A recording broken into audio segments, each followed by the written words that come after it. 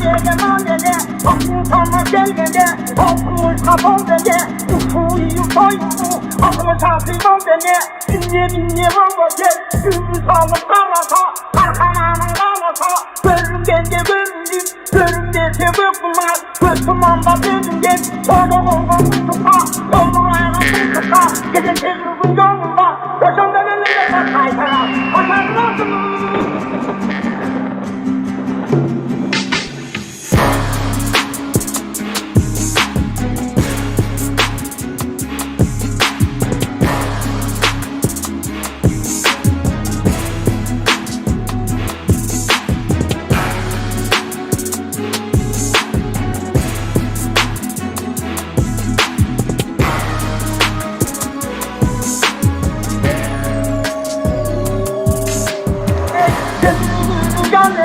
Gelin ölümümüzü Arkamdan bakar Arkamdan bakar Atana diye manede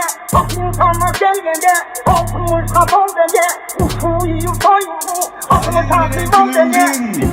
Birazına bütkün kim? Hasman menen ceringin Hirozuna bütkün kim? Altın menen kümüştün Şirasına bütkün kim? Barbay çoğunu korkutkan badır Keçpey suunu dolkutkan badır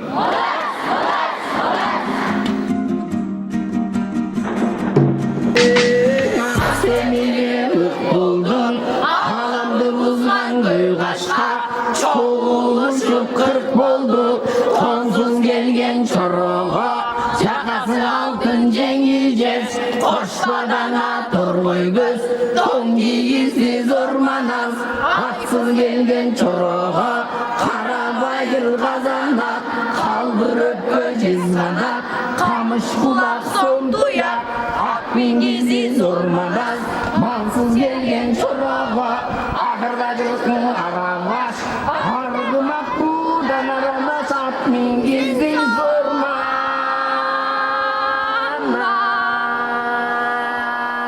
Boyduk gelgen çoroğa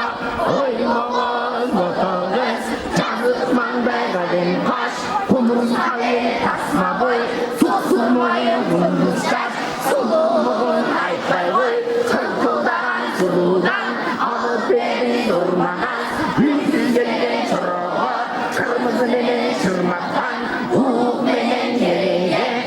18 türlü sırdadan 12 kanat aksaray Saltanatlı bir davay Ordu beni durmadan Ay kırmanaz bağında Orada boy diye vurmadan